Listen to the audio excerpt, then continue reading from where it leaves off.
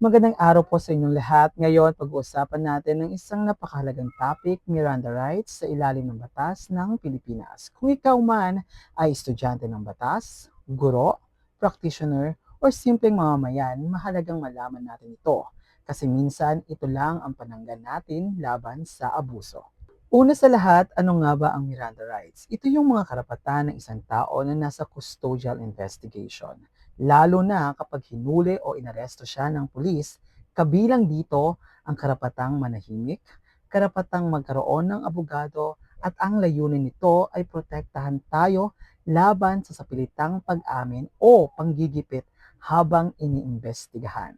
Alam niyo ba ang konsepto ng Miranda rights ay galing sa isang sikat na kaso sa US, ang Miranda versus Arizona noong 1966. Sabi ng Korte Suprema ng Amerika, dapat sabihan ang isang tao ng kanyang karapatan bago ito tanungin habang nakakulong. At kahit sa Pilipinas, niyakap din natin ang prinsipyong ito. Pero syempre, gamit ang ating sariling saligang batas at batas pambansa.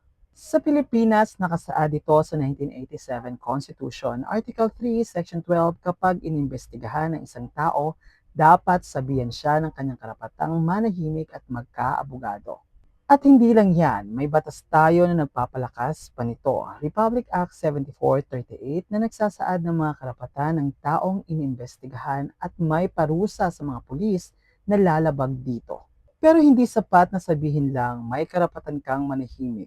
May mga kondisyon. Una, dapat ipaliwanag ng malinaw ang mga karapatan. Pangalawa, dapat may access ang akusado sa isang independent at competent na abogado. At ikatlo, kung mag-waive siya ng karapatan, dapat ito'y nakasulat at sa harap ng abogado. Kung hindi ito nasunod, hindi tatanggapin ang kanyang mga sinabi sa korte. Bakit importante ito? Kasi ito ang proteksyon ng ordinaryong tao laban sa panggigipit o pang-aabuso habang nasa kustodiya. It ensures na ang hustisya ay makatarungan at makatao. At ang bawat isa ay inosente hanggat hindi pa napapatunayan sa korte.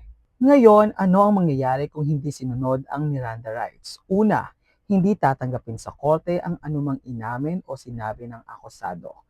Pangalawa, maaring madismiss ang kaso kung yun lang ang ebidensya. At pangatlo, pwedeng makasuhan ang mga pulis sa ilalim ng Republic Act 7438. Ibig sabihin, hindi ito simpleng teknikalidad, karapatang pantao ito.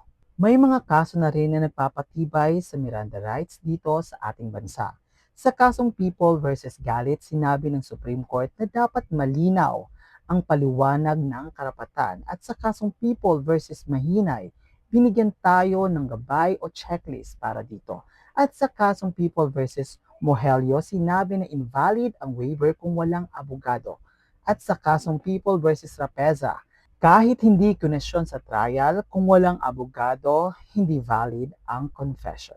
Para mas madali nating matandaan, the origin, Miranda versus Arizona, it is a US case. Philippine legal basis, 1987 Constitution, and of course, the Republic Act 7438. Importance, proteksyon sa karapatan, due process. And of course, a violations, mawawalang ebidensya, posibleng madismiss ang kaso. Supreme Court cases, Galit, Mahinay, Mohelio, and of course, Rapeza.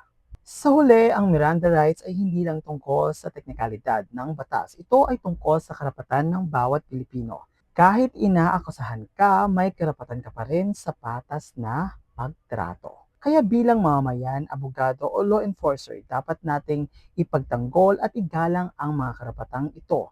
Dahil kapag pinoprotektahan natin ang karapatan ng isa, pinoprotektahan natin ang karapatan ng lahat.